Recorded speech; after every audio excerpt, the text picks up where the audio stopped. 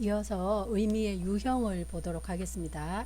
자, 이 의미의 유형은 일단 그 리치가 나누어 둔 유형부터 살펴보도록 할게요. 학자들마다 조금씩 유형을 달리 나누고 있는데 가장 아마 여러분들이 많이 볼 수 있는 7가지 유형일 겁니다. 그래서 리치의 의미의 7가지 유형을 먼저 살펴보면 이 리치는 먼저 의미를 크게 개념적, 연상적, 주제적으로 나누고 있습니다. 그리고 연상적은 다시 내포, 사회, 감정, 반사 또는 반영적이라고도 되어 있어요. 또는 연어 또는 배열적 의미라고 합니다. 자, 이렇게 나누고 있습니다. 자, 그 중에서 개념적 의미부터 보도록 합시다. 자, 이 개념적 의미는 인지적 의미 또는 외연적 의미라고 합니다. 이걸 가장 많이 쓰는데 외에도 이렇게도 써요. 자, 이 개념적 의미는 뭐냐 그러면 어떤 단어가 가지고 있는 가장 논리적이고 가장 인지적이고 가장 외연적인 내용, 그 의미, 바로 이것이 개념적 의미, 인지적 의미, 외연적 의미라고 할 수가 있습니다. 그래서 의사소통에서 중심적 요소이고 언어의 본질적 기능을 수행하는 필수적 의미입니다. 여러분이 한국어 어떤 단어를 몰라서 사전을 찾아봤을 때 대부분 1번에 나오는 가장 기본적인 가장 중심적인 의미, 그것이 바로 그 단어의 개념적 의미다라고 생각하면 됩니다. 그래서 이 개념적 의미는 사용하는 사람이나 사용하는 상황에 관계없이 항상 일정합니다. 항상 언제나 똑같아요. 이거는 바뀔 수 없는 의미입니다. 그리고 이 개념적 의미는 낱말의 대조적 자질, 곧 의미 성분으로 규명될 수 있습니다. 자, 이거 뒤에 이제 어휘 의미론에서 다음에 이어서 이 의미 성분 또는 자질 이런 것들을 배우게 될 텐데, 자, 일단 배우기 전에 잠깐 소개하면 어떤 거냐 그러면 부인, 한국어 부인이라는 단어 또는 아줌마, 자, 많이 알고 있는 아줌마라는 단어를 생각해 봅시다. 자, 이게 이제 그 외국에서 들어온 거기 때문에 이 우먼을 부인이라고 번역해서 이렇게 해주는데, 자, 아줌마라는 단어를 봅시다.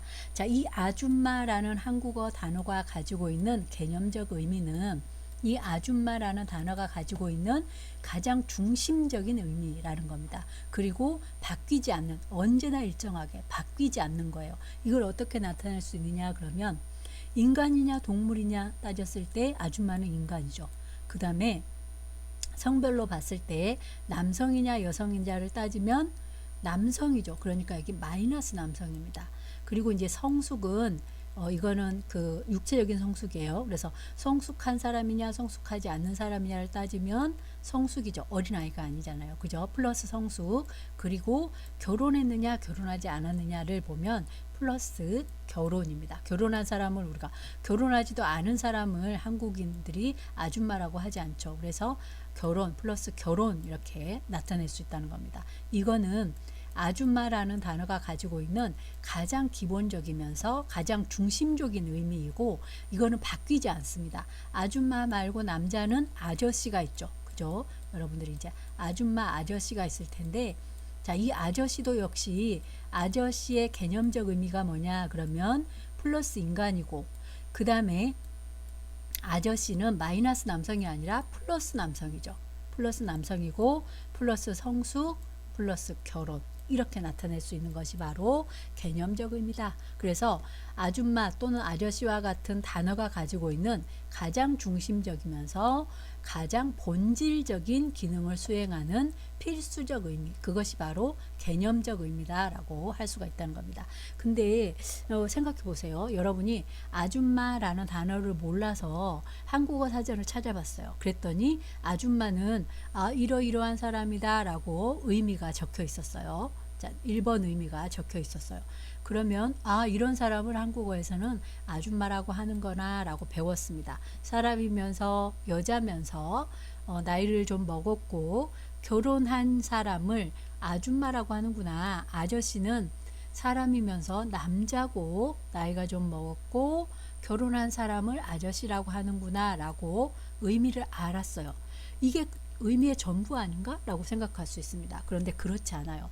또 어떤 의미가 추가적으로 있느냐 그러면 연상적 의미 두 번째 이게 추가적으로 있습니다. 자, 이거는 어떤 의미냐 그러면 앞에서 봤던 개념적 의미와 달리 안정되지 않고 개인에 따라서 달라질 수 있는 가변적인 변화하지 않는 게 아니라 언제든지 변화할 수 있는 의미가 또 있어요. 그리고 내포적 의미는 구체적인 상황이나 문맥 속에서 변화할 수 있는 그러니까 비고정적이고 비핵심적인 의미입니다. 그리고 이 연상적 의미는 상황이나 속성에 따라서 달라질 수 있고요. 이건 다시 내포적, 사회적, 감정적, 반사적, 연어적 의미 등으로 우리가 분류할 수가 있습니다.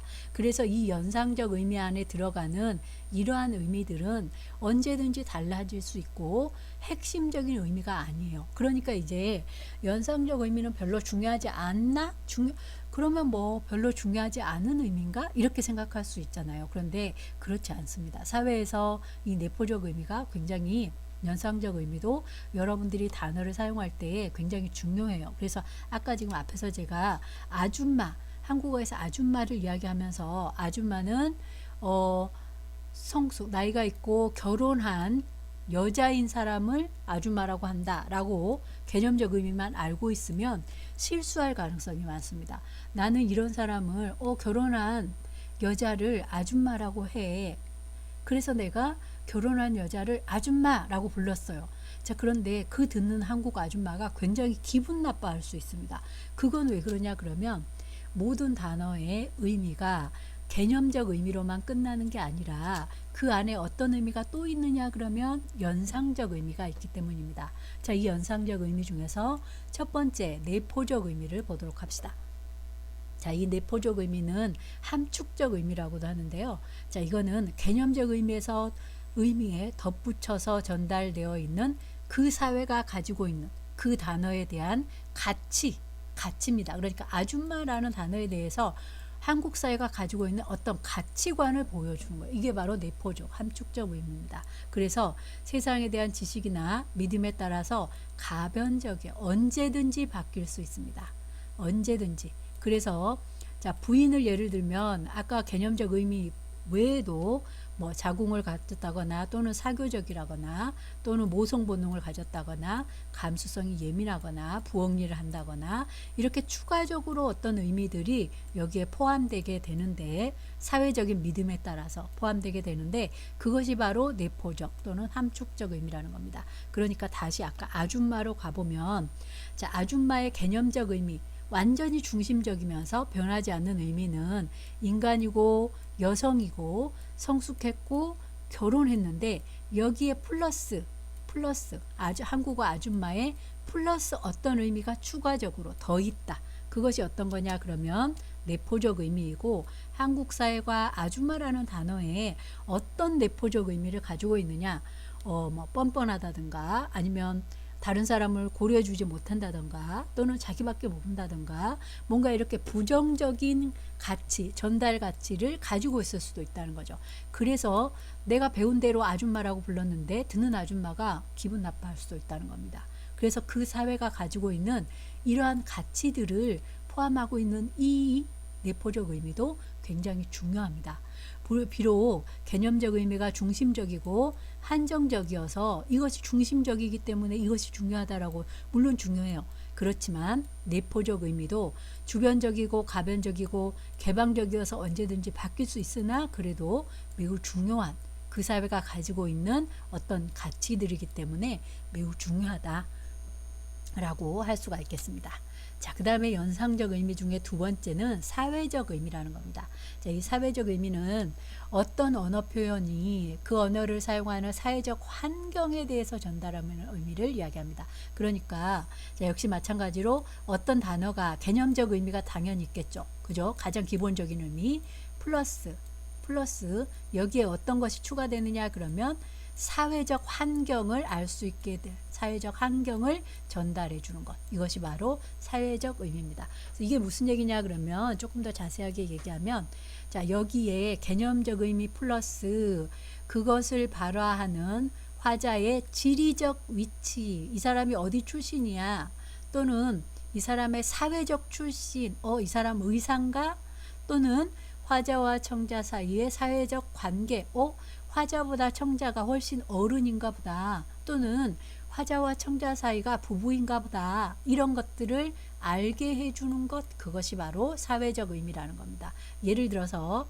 자, 개와 멍멍이는 개념적 의미는 동일하겠죠. 그죠? 개와 멍멍이 또는 개와 멍멍이는 멍멍이? 개는 빼고 멍멍이, 강아지로 합시다. 자, 강아지와 멍멍이는 개념적 의미는 동일할 거 아니에요. 그죠? 자, 그렇지만 어떤 아이가, 여러분 뒤에서 오던 어떤 사람이 저기 멍멍이라고 했을 때와 저기 강아지라고 했을 때, 여러분이 뒤를 돌아보지 않아도 멍멍이라고 말한 거는 멍멍이라고 지금 이야기한 화자는, 이 화자는 나이가 어리다는 것을 알 수 있다는 거죠. 그죠? 강아지라고 말하는 것보다 멍멍이라고 하는 거는 나이가 어린 이 화자의 그 나이 연령대를 알 수 있게 해준다는 겁니다. 이런 것들이 바로 사회적 의미라는 거죠. 여기 지금 강생이는 뭐냐 그러면, 이거는 그 한국어 방언 중에 방언입니다. 방언, 지리적 방언. 그래서 강아지라고 하지 않고 강생이라고 했다 그러면, 강아지의 개념적 의미 플러스 이것을 발화하는 사람의 이 사람이 어디 출신이야, 강원도 사람이야, 경상도 사람이야, 이런 것을 알 수 있게 해준다는 거죠. 또는 지금 결핵과 TB는 같은 개념적 의미를 지니고 있습니다. 그렇지만 어떤 사람이 결핵이라고 얘기하지 않고 TB라고 얘기했다 그러면, 이 사람의 사회적 출신이 병원 의사 또는 적어도 병원에서 근무하는 사람, 사회적 출신이 그러한 사람이라는 것을 알 수 있게 해준다는 거죠. 이런 식으로 개념적 의미 외에 그것을 발화하는 사람의 지리적인 출신이나 사회적인 출신이나 또는 화자와 청자 사이의 사회적 관계 등을 알 수 있게 해주는 의미, 그것이 바로 사회적 의미다라고 할 수 있다는 겁니다. 자, 그 다음에 연상적 의미에서 세 번째, 정서적 의미 또는 감정적이라고도 합니다. 자, 이 감정적 의미는 화자의 개인적인 감정이 반영된 겁니다. 그래서 이것도 역시 어떤 단어의 개념적 의미 플러스 여기에다가 그것을 발화하는 화자의 감정이 추가적으로 드러나는 거죠. 이것을 정서적 의미 또는 감정적 의미라고 합니다. 그래서 화자 및 화제에 대한 태도 등이 포함된 화자의 개인적 감정, 이것을 이야기하는 거고요.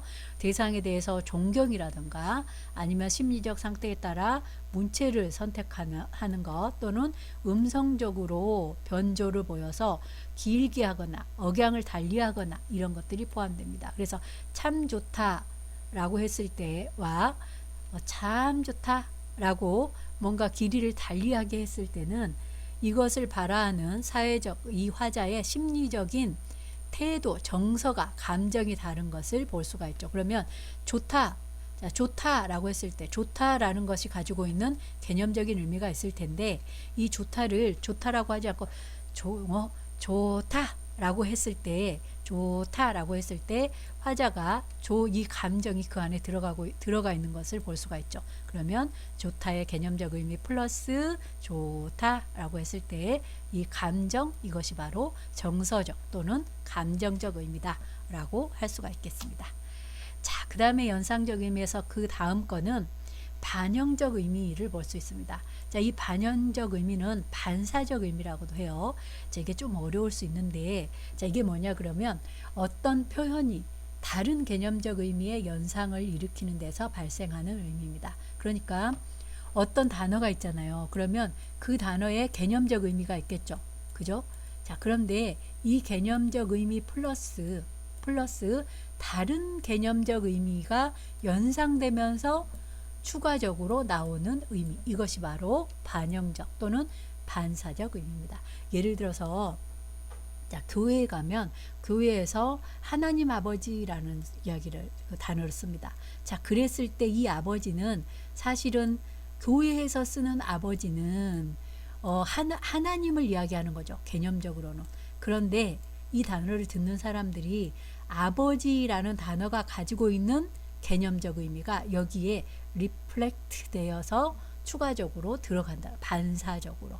그래서 원래는 교회에서 쓰는 하나님 아버지 했을 때 아버지는 신을 이야기하는 건데 이건 개념적 의미겠죠. 그런데 여기에 추가적으로 우리 집에 있는 아빠의 의미가 반사적으로 들어가게 된다. 그래서 우리 집에 나를 낳아준 그 아빠의 의미, 그래서 뭐 자상하거나 이런 의미가 반사적으로 여기에 추가되게 된다는 겁니다. 이게 바로 반사적, 반영적 의미입니다. 그래서 이게 이제 기독교에서 성신을 얘기할 때 더 컴포트와 홀리고스트라는 두 개의 단어를 쓴다고 합니다.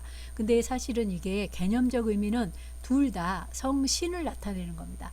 그런데 목사님이 컴포터라고 썼을 때는 이 단어 자체가 가지고 있는 개념적 의미에서 온화함이나 안락함이 추가적으로 등장하게 되고, 홀리고스트라는 단어를 썼을 때는 개념적 의미는 사실 성신인데 여기에 추가적으로 반영적 의미 또는 반사적 의미로 고스트가 가지고 있는 개념적 의미, 그래서 귀신 이런 의미가 들어가서 두려움의 의미 같은 것이 사람들이 추가적으로 가져올 수 있다고 합니다. 이런 것들을 반영적 또는 반사적 의미라고 합니다. 자, 그 다음에 연어적 의미 또는 배열적 의미라고 하는데, 자, 이거는 어떤 낱말이 배열된 환경에 의해서 획득된 의미를 이야기합니다. 그러니까 어떤 단어가 가지고 있는 원래 개념적 의미 말고 그 단어가 어떤 환경, 배열된 환경에서 새로 만들어지는 의미, 이게 바로 연어적 또는 배열적 의미라고 하는 거죠. 그래서 예를 들어서 자, 귀엽다라는 한국어 단어가 있다고 합시다. 그러면 귀엽다라는 한국어 단어가 가지고 있는 원래의 개념적 의미가 있겠죠. 자, 귀여운 소녀, 귀여운 동생, 귀여운 병아리, 귀여운 강아지. 자, 그랬을 때 이 귀여운은 귀여운 소녀, 귀여운 동생, 귀여운 병아리, 자, 이렇게 배열됐을 때는 이 귀엽다는 귀엽다의 원래 개념적 의미로 그대로 사용된 겁니다. 그죠? 자, 그런데 만약에 귀여운 청년이라고 해봅시다. 그러면 귀엽다와 청년이 배열되면서 이 환경에서 원래 귀엽다가 가지고 있는 개념적 의미 말고 뭔가 청년하고 연결되면서 배열되면서 귀엽다의 의미가 살짝 달라진 것을 느낄 수가 있죠. 또는 귀여운 늑대 이랬을 때는 자, 귀여운 강아지라고 했을 때 하고는 조금 다른 느낌이 들잖아요. 그러면 귀엽다의 늑대가 배열되면서 원래 귀엽다가 가지고 있는 개념적 의미와 살짝 달라진, 조금 달라진 그런 의미가 새로 생성되는 것을 느낄 수가 있을 겁니다. 이런 의미를 연어적 또는 배열적 의미 이렇게 이야기합니다. 자, 그 다음에 아까 우리가 앞에서 봤던 자, 세 번째 여기 제가 개념적 의미, 그 다음에 연상적 의미에 이게 이렇게 들어가는 겁니다. 여기까지 봤던 게 연상적 의미고, 마지막 크게 나누었을 때 주제적 의미가 있습니다. 자, 이 주제적 의미를 보도록 할게요. 자, 주제적 의미는 의도의 의미라고 합니다. 아까 우리가 이거랑 헷갈리면 안 돼요. 자, 여기 보면 여기 연상적 의미에 여기 감정적 의미하고 헷갈려 하는 경우가 있는데, 이 감정적 의미는 감정, 화자의 감정이 들어가는 거고요. 자, 주제적 의미는 의도입니다. 의도, 말을 사는 사람의 의도가 들어가는 겁니다. 그래서 주제적 의미는 의도 의미라고 합니다. 화자나 필자가 의도하는 것, 이것이 바로 의도적 의미인데, 흔히 어떤 방법으로 의도가 드러나느냐 그러면 어순을 바꾸거나 아니면 초점이나 강조를 통해서 드러나는 것을 볼 수가 있습니다. 그래서 원래 의미대로 한다면 사냥꾼이 사슴을 쫓는다, 특히 이제 문장에서 한 문장을 발화했을 때 나오는 모습을 볼 수가 있는데, 사냥꾼이 사슴을 쫓는다, 이거는 사냥꾼이 사슴을 쫓는 그런 기본적인 상황을 보여주는 건데, 이거 어순을 바꾸어서 사슴이 사냥꾼에게 쫓긴다 그러면 자, 사슴을 맨 앞으로 이렇게 내려내서 사슴에 초점을 두면서 사슴을 강조하고 있는 것을 볼 수가 있죠. 그러면 이 문장이 가지고 있는 기본적인 의미, 문장의 전체적인 개념적 의미 플러스 화자의 의도된 의미가 추가적으로 더 들어있는 것을 볼 수 있습니다. 이렇게 되면 이것도 자, 이거 밤열차라도 타고 가자가 한국어 문장의 기본적인 것일 텐데, 이 어순을 바꾸어서 가자 밤열차라도 타고 이렇게 하면 가자를 매우 강조하면서 화자가 어떤 것을 가자라는 우리 같이 지금 가자, 정말 지금 가자, 밤열차라도 타고 지금 당장 가자라는 의도를 강하게 표출하는 것을 볼 수가 있습니다. 그래서 이런 것을 주제적 또는 의도 의미라고 합니다. 자, 이렇게 의미가 어떤 유형이 있느냐를 리치의 분류에 따라서 살펴본 거고요. 제가 앞에서 이걸 설명하면서 아마 그렇게 얘기했을 겁니다. 리치의 7가지 유형 외에도 다른 학자들의 여러 학자들의 의미의 유형 분류가 있다라고 얘기했었는데, 이거에 추가적으로 하나만 더 제가 추가해서 보도록 할게요. 자, 이거는 이제 알란 크루스의 그 의미의 유형 분류인데, 이 크루스는 의미의 유형을 크게 기술적 의미, 표현적 의미, 사회적 의미 이렇게 크게 나누었습니다. 그래서 기술적 의미는 어떤 실체, 사건, 상황에 대한 사실적 정보를 전달하는 의미에 들어가는 것이 바로 기술적 의미다라고 해서, 걔가 제 파란 치마를 망가뜨렸어요 라고 한다면 이것의 의미는 걔라는 단어가 가지고 있는 의미, 그 다음에 저라는 단어가 가지고 있는 의미, 파랗다라는 단어가 가지고 있는 의미, 그 다음에 치마, 망가뜨리다. 자, 이 각각이 가지고 있는 의미가 있겠죠. 명제적 의미. 자, 이 각각이 가지고 있는 명제적 의미들, 그래서 이것이 결합되어서 나타내는 기술적인 그 전체적인 의미, 이런 것들을 바로 기술적 의미다라고 이야기를 하고 있습니다. 자, 그 다음에 두 번째 표현적 의미는 그 표현을 발화하는 화자의 태도나 감정이나 의견이나 판단 등의 주관적 반응이 반영된 의미가 바로 표현적 의미다라고 이야기를 하고 있습니다. 그래서 예를 들어서 갑자기 심한 통증을 느꼈어요. 그러면 갑자기 심한 통증을 느꼈다라고 말할 수도 있지만, 화자에 따라서는 아야라고 할 수도 있잖아요. 아야. 그러면 이 아야라는 단어, 이 표현이 가지고 있는 이 표현을 발화한 화자의 어떤 태도나 감정이나 의견이나 판단, 이러한 의미, 이것들이 바로 표현적 의미다라고 이야기를 합니다. 그래서 앞에서 우리가 봤던 리치의 분류에 따른다면 내포적 의미 또는 정서적 의미, 감정적 의미, 이런 것들과 유사한 그런 의미다라고 보면 되겠습니다. 그 다음에 사회적 의미는 아까 우리가 리치에서도 나왔던 그 사회적 의미입니다. 그래서 대화 참여자들 간의 사회적인 관계를 드러내는 그런 의미, 그래서 이게 사회적 의미인데, 한국어에 대입해서 본다면 어디 가니, 어디 가는가, 어디 갑니까? 자, 이거는 명제는 동일하잖아요. 상대방이, 자, 내 말을 듣는 사람이 어디를 가는가를 묻고 있는 겁니다. 이건 명제는 동일한데, 표현이 어디 가니 라고 했을 때 화자와 청자 간의 관계, 어디 가는가 라고 했을 때 화자와 청자 간의 관계, 어디 갑니까, 어디 가십니까 라고 했을 때 화자와 청자 간의 관계가 각각 다르죠. 그래서 사회적 관계를, 이 표현, 그러니까 명제적 의미 말고도 이러한 표현들을 통해서 이 대화를 하고 있는 사람들 간의 관계를 드러내주는 것이 바로 사회적 의미다라고 할 수가 있겠습니다. 그래서 이렇게 크게 셋으로 나누기도 한다라는 것을 추가적으로 제가 참고로 하나 더 넣어둔 거고요. 그 다음에 여기까지 하고 이제 두 번째로 어휘 의미론으로 들어가도록 하겠습니다. 그래서 지금 이번 주에는, 둘째 주에는 본격적인 어휘 의미론 이전에 의미란 무엇이냐, 그래서 의미에 대한 학설들, 그리고 의미란 각각의 의미란 이러이러한 유형이 있다라는 것까지 정리를 했습니다. 자, 다음에 이어서 어휘 의미론에서 주요한 사항들, 그러니까 뭐 문장 성분이라든가 아니면 의미장이라든가 이런 것들이 등장하게 될 겁니다.